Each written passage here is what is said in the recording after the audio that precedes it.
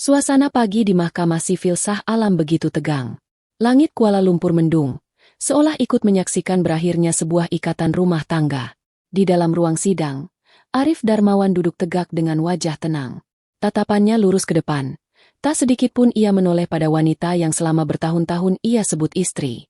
Mita, perempuan yang pernah menjadi pendamping hidupnya, kini tampak anggun dengan balutan baju kebaya modern warna krem.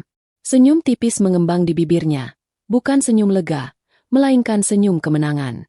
Di sampingnya, berdiri Raffi Hakim, lelaki muda yang kini menjadi sandarannya. Hakim membacakan keputusan. Perceraian Arif dan Mita resmi dikabulkan.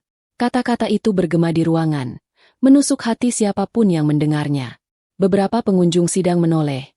Sebagian terkejut melihat betapa cepatnya ikatan itu runtuh. Namun Arif hanya menarik napas panjang, seolah semua sudah ia duga sejak lama. Tidak ada air mata, tidak ada teriakan, hanya ketenangan yang misterius. Selesai sidang, mereka keluar dari ruang pengadilan.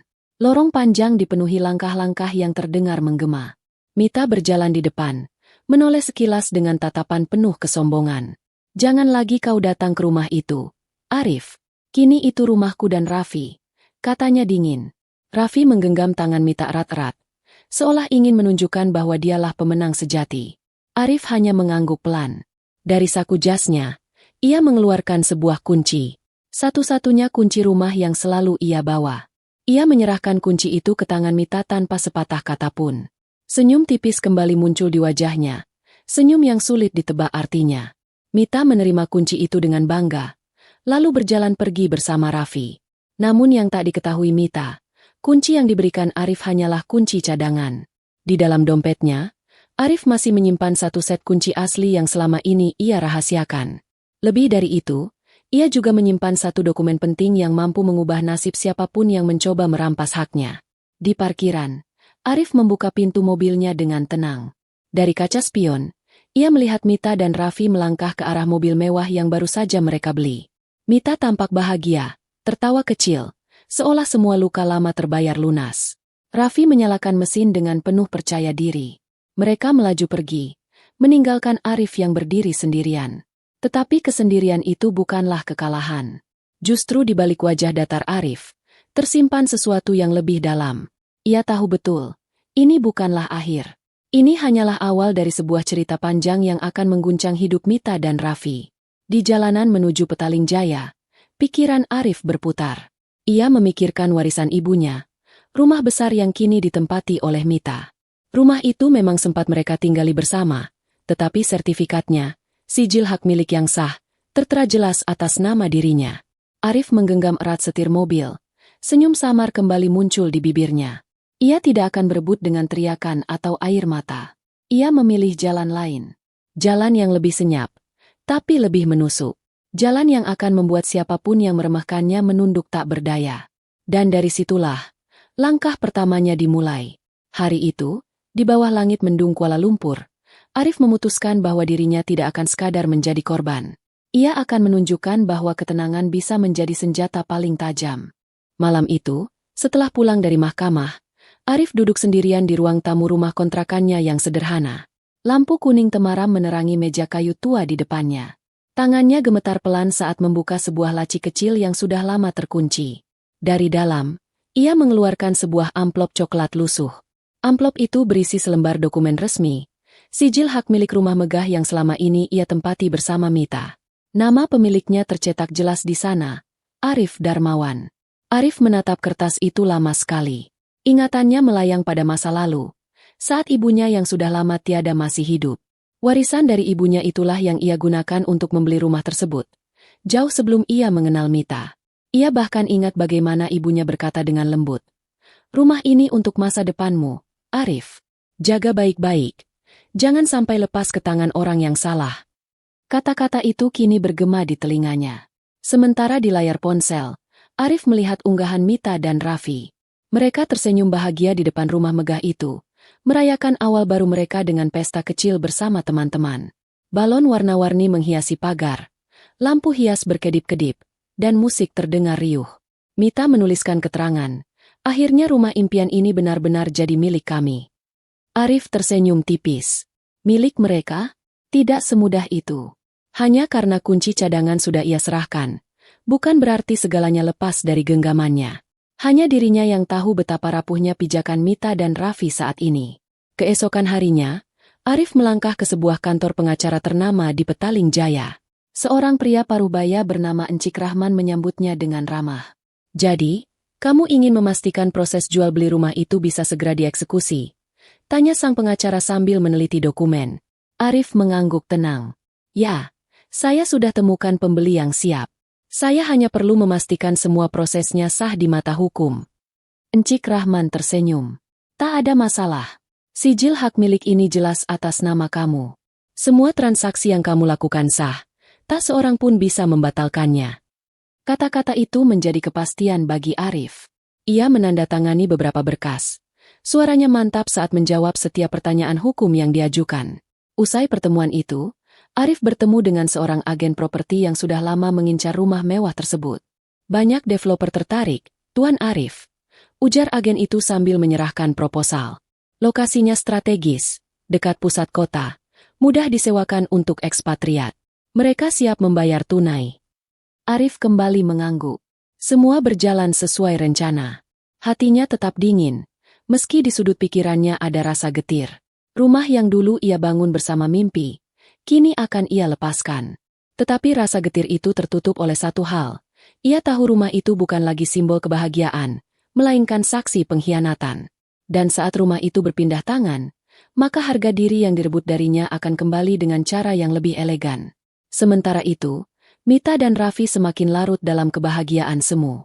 Mereka tak tahu bahwa setiap tawa yang mereka lepaskan di dalam rumah itu, sebenarnya adalah tawa di atas jurang. Sebuah jurang yang digali perlahan oleh Arif, tanpa mereka sadari. Di malam yang sama, Arif menatap lagi dokumen kepemilikan rumah itu. Kali ini ia menaruhnya di atas meja dengan rasa mantap. "Ibu," bisiknya lirih, "aku akan jaga amanahmu.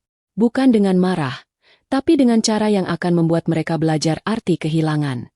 Arif memejamkan mata. Senyum tipis kembali mengembang. Satu langkah sudah ia ambil, dan langkah berikutnya akan segera mengguncang dunia Mita dan Raffi. Pagi itu, suasana kota Kuala Lumpur ramai seperti biasa. Di balik keramaian, Arif melangkah dengan langkah mantap menuju sebuah kantor modern di Petaling Jaya. Gedung itu adalah kantor developer yang sudah lama mengincar rumah miliknya. Arif mengenakan kemeja putih sederhana, wajahnya tetap datar, tetapi sorot matanya penuh keyakinan. Ia tahu hari ini adalah titik penting dari rencana yang sudah ia siapkan dengan cermat. Di ruang rapat berpendingin udara, agen properti yang sebelumnya ia temui sudah menunggu bersama perwakilan developer. Mereka menyambut Arif dengan penuh antusias. "Tuan Arif, kami sudah meninjau rumah tersebut. Lokasi dan kualitasnya luar biasa. Kami siap membayar penuh, tanpa cicilan," kata salah satu perwakilan dengan nada meyakinkan. Arif membuka map berisi dokumen, memperlihatkan sertifikat asli rumah yang mencantumkan namanya. Perwakilan itu menatap sejenak, lalu mengangguk puas. "Semua jelas. Kami hanya perlu tanda tanganmu untuk menyelesaikan transaksi ini." Arif menandatangani kontrak dengan tangan tenang, seolah ini hanya urusan biasa. Namun jauh di dalam hatinya, ia merasakan sebuah kelegaan yang tidak bisa ia ungkapkan dengan kata-kata. Beberapa lembar dokumen ditukar, dan dalam hitungan menit, transfer dana masuk rekening Arif. Jumlah yang ia terima begitu besar, lebih dari cukup untuk memulai hidup baru. Namun Arif tidak menunjukkan rasa gembira berlebihan. Ia tahu, uang ini bukan sekadar harta, melainkan simbol dari kemenangan tenang yang ia raih. Di sisi lain, Mita dan Raffi sama sekali tidak mengetahui apa yang sedang terjadi. Mereka masih larut dalam pesta kecil di rumah itu. Setiap malam, lampu hias menyala terang, musik bergaung, dan tamu-tamu datang bergantian. Raffi dengan bangga bercerita pada teman-temannya, "Rumah ini akhirnya benar-benar milik kami. Aku dan Mita akan memulai hidup baru di sini." Kata-katanya penuh kesombongan, seolah mereka adalah pemenang sejati. Mita tersenyum puas, menatap rumah itu dengan rasa bangga. Ia tidak pernah menyangka bahwa hidupnya bisa berubah begitu cepat. Dari seorang istri yang merasa terikat dengan lelaki sederhana seperti Arif, kini ia berdiri bersama Raffi, menikmati kehidupan yang dianggapnya lebih mewah. Namun mereka tidak pernah tahu bahwa setiap langkah yang mereka rayakan justru mendekatkan mereka pada kehancuran. Malamnya, Arif duduk di sebuah kafe kecil tak jauh dari rumah kontrakannya. Kopi hitam mengepul di depan meja. Ia membuka ponselnya, melihat unggahan terbaru Mita dan Raffi. Foto-foto mereka dengan tamu, gelas sampanye, senyum puas, dan caption penuh kebahagiaan. Arif hanya mengamati dalam diam, lalu menutup layar ponsel dengan senyum samar. Ia tahu waktunya sudah dekat. Semua dokumen sah sudah ditandatangani. Developer hanya menunggu beberapa hari sebelum mengirim petugas untuk melakukan pengosongan rumah. Dan ketika hari itu tiba, Mita dan Raffi tidak akan punya apapun untuk dibanggakan. Arif menyeruput kopi pelan. Tatapannya kosong menembus kaca kafe, menatap lampu-lampu jalan Kuala Lumpur yang berkelap-kelip.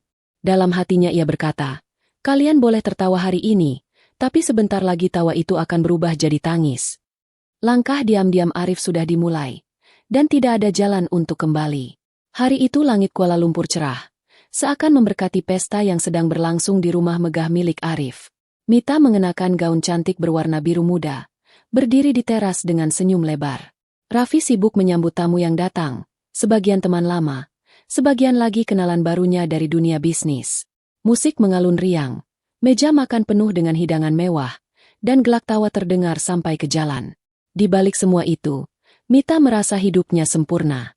Ia berjalan di antara tamu, menerima ucapan selamat. "Selamat ya, Mita. Rumahnya indah sekali," puji seorang tamu wanita. Mita hanya mengangguk dengan bangga. "Ya, ini semua berkat kerja keras Raffi. Kami akan tinggal di sini selamanya." Kata-kata itu keluar begitu percaya diri, seolah tak ada satu hal pun yang mampu mengganggu kebahagiaan mereka. Namun di tengah kemeriahan, terdengar suara ketukan keras di pintu pagar depan. Semua orang menoleh. Seorang pria berseragam rapi dengan map hitam di tangan berdiri tegak. Di sampingnya ada beberapa petugas bailiff, lengkap dengan truk besar yang parkir di luar. Raffi maju dengan wajah bingung. "Ada urusan apa?" tanyanya. Petugas itu membuka map dan membacakan dokumen dengan suara lantang. "Perintah pengosongan rumah ini berlaku mulai hari ini. Berdasarkan sertifikat hak milik dan transaksi sah dengan pihak developer, rumah ini sudah resmi berpindah tangan. Penghuni diminta segera keluar dan tidak diperkenankan lagi menempati properti ini." Hening seketika menyelimuti pesta. Para tamu saling berbisik, beberapa bahkan menahan tawa sinis. Mita terdiam, wajahnya pucat. "Apa maksud semua ini? Ini rumah kami. Arif sudah memberikan kunci," teriaknya dengan suara bergetar. Petugas hanya menunjukkan dokumen dengan segel resmi. Nama yang tertera di sertifikat jelas, Tuan Arif Darmawan. Beliau telah menjual properti ini ke pihak developer. Semua sah menurut hukum. Raffi mencoba membantah, namun tak ada gunanya. Petugas bailiff mulai bergerak, mengeluarkan barang-barang dari dalam rumah. Sofa mewah, lemari, bahkan peralatan dapur dikeluarkan satu persatu dan ditaruh di halaman. Truk besar di luar mulai mengangkut barang-barang itu, membuat suasana pesta berubah menjadi kekacauan. Mita menjerit histeris, berusaha menghentikan mereka. "Tolong jangan. Ini rumahku. Jangan ambil ini semua." Tetapi teriakannya tenggelam oleh suara perabot yang diangkat dan bisikan para tetangga yang sudah berkerumun di depan pagar. Beberapa dari mereka merekam kejadian itu dengan ponsel, mengirimkannya ke grup WhatsApp kompleks. Dalam hitungan jam, video Mita dan Raffi dipermalukan sudah tersebar luas. Raffi berusaha menenangkan Mita, tapi wajahnya sendiri penuh kepanikan. Keringat dingin mengalir di pelipisnya. Matanya liar mencari jalan keluar. "Mita, tenang. Kita bisa bicarakan ini nanti. Aku akan cari solusi," ucapnya gugup. Tapi Mita tidak lagi mendengar.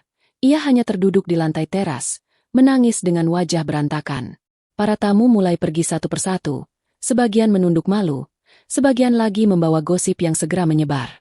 Pesta yang semula penuh tawa berubah menjadi tontonan tragis.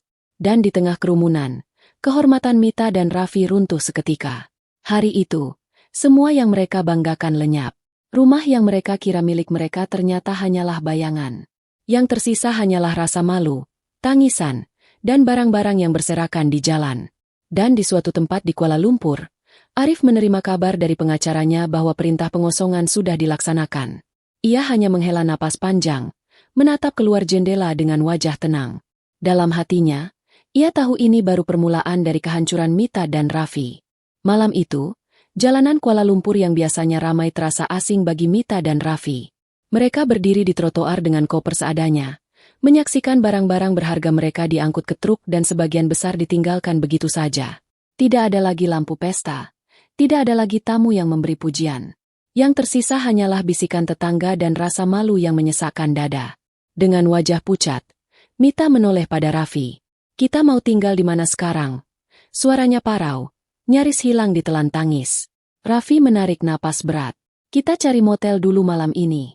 Besok kita pikirkan lagi," jawabnya singkat. Mereka pun naik ke mobil usang yang dulu tak pernah disentuh karena terlalu sibuk memamerkan mobil mewah baru. Kini, kendaraan itulah satu-satunya penyelamat. Mereka berhenti di sebuah motel murah di pinggiran kota. Lampu neon berkedip-kedip, cat dinding mengelupas, dan aroma lembab memenuhi udara. Resepsionis hanya memberi tatapan dingin saat menerima uang tunai yang pas-pasan. Di kamar sempit dengan ranjang tua berderit, Mita menatap kosong ke dinding. Ia tidak menyangka, hanya dalam hitungan hari, hidupnya berubah drastis. Dari rumah mewah penuh pesta, kini terjebak di ruangan pengap tanpa jendela. Sementara itu, Raffi duduk di tepi ranjang, memegang kepala dengan kedua tangan. Pikirannya kacau. Ia baru menyadari bahwa selama ini terlalu percaya diri, menganggap segalanya berada dalam genggaman. Padahal semua hanyalah ilusi. Kenapa Arif bisa melakukan ini? Kenapa aku begitu bodoh? Gumamnya dengan suara lirih. Keesokan paginya, mereka mencoba menjual barang-barang yang berhasil diselamatkan. Sofa kulit yang dulu dibeli dengan harga tinggi, kini laku dengan harga rendah di pasar loak. Perhiasan Mita yang dulu dipamerkan di pesta, kini dilepas dengan berat hati kepada pembeli keliling yang menawar semurah mungkin. Setiap transaksi terasa seperti tamparan keras, mengingatkan mereka pada kesombongan yang pernah mereka tunjukkan. Mita mulai kehilangan kesabaran. "Raffi, kamu bilang hidup kita akan lebih baik darinya. Katanya kita akan bahagia. Tapi lihat sekarang. Kita bahkan tidak punya tempat tinggal," ucapnya dengan nada marah. Raffi hanya terdiam, matanya kosong, tak mampu memberi jawaban. Di malam kedua di motel itu, Mita menangis tanpa suara. Air matanya mengalir deras, membasahi bantal tipis yang sudah usang. Bayangan pesta, tawa, dan senyum bangga beberapa hari lalu kini terasa seperti mimpi yang menghantui. Ia memeluk lututnya erat. Tubuhnya bergetar karena rasa takut akan masa depan yang gelap. Sementara itu, jauh di Petaling Jaya, Arif duduk tenang di sebuah kafe kecil, menandatangani proposal baru. Dana hasil penjualan rumahnya sudah ia gunakan dengan bijak, menyiapkan fondasi untuk bisnis yang akan ia jalankan. Ia tidak tahu persis bagaimana keadaan Mita dan Raffi malam itu, tetapi ia bisa membayangkan. Dan bagi Arif, itu sudah cukup. Hari-hari mewah Mita dan Raffi telah berakhir. Kini mereka mencicipi getirnya hidup tanpa dasar. Dari kemewahan yang semu, mereka jatuh ke jurang kenyataan yang pahit.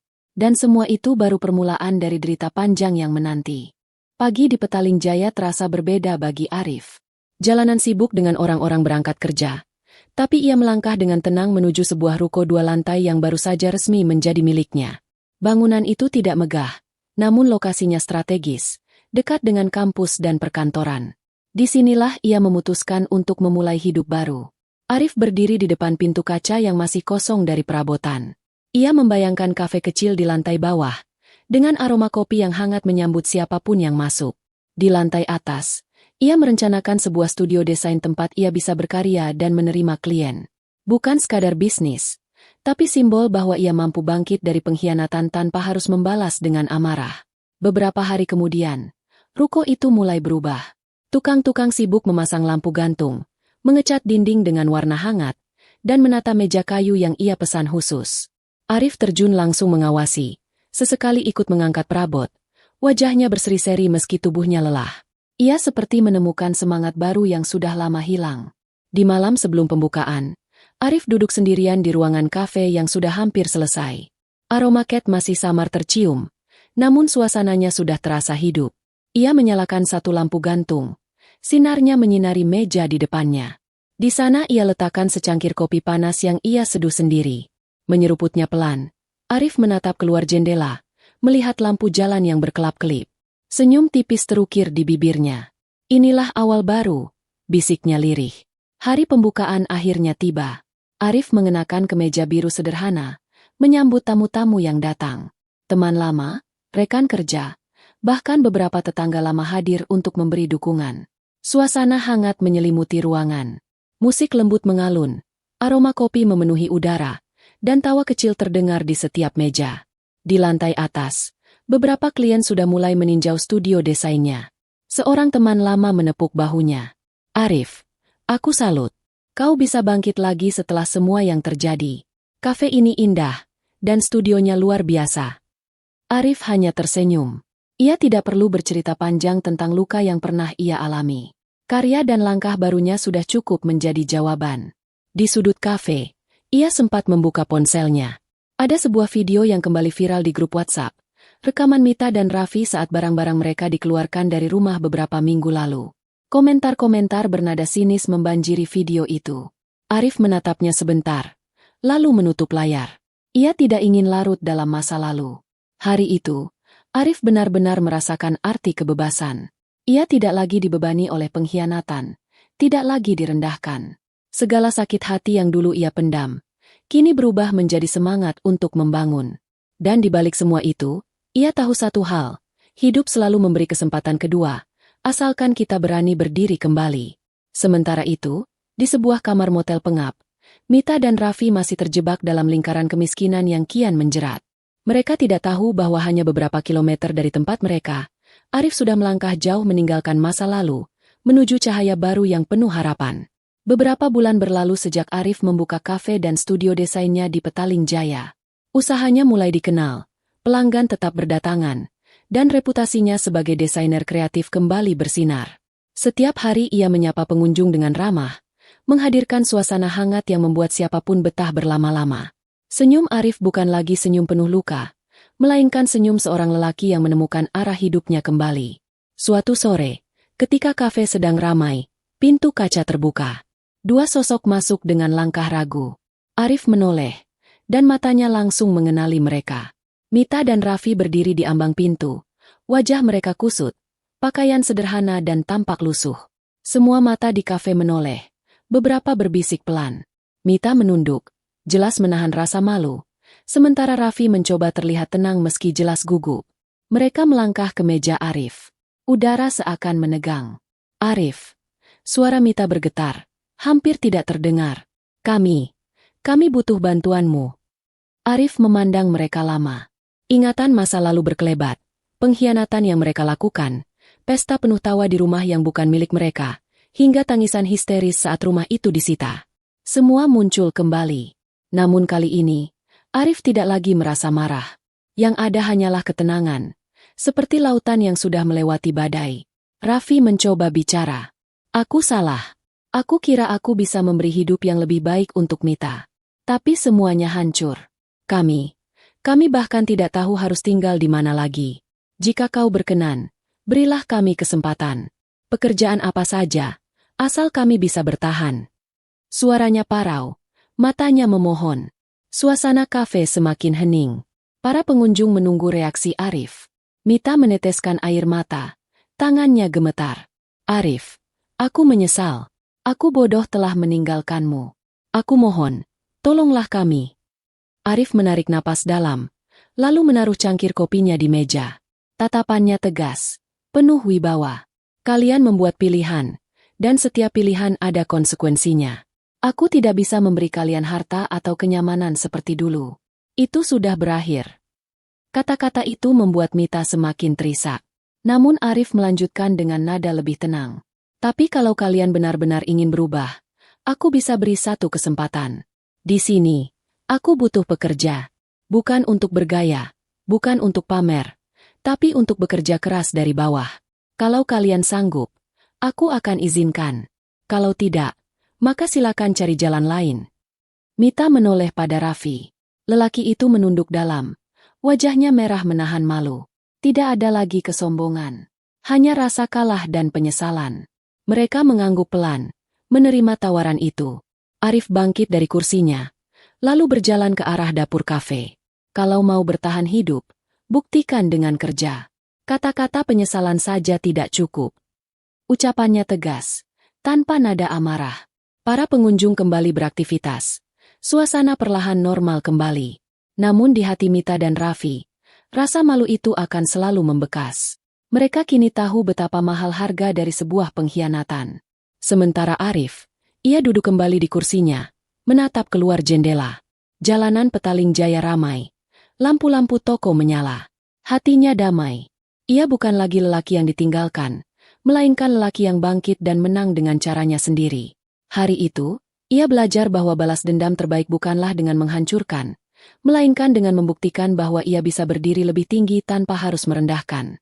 Dari kisah ini kita belajar.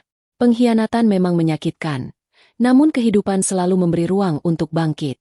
Jangan habiskan energi untuk membalas dengan amarah, tetapi gunakan luka itu sebagai bahan bakar untuk menjadi lebih kuat. Pada akhirnya, yang sabar dan teguh hati akan menang dengan caranya sendiri, sementara yang hidup dengan kesombongan akan tumbang oleh pilihan mereka sendiri.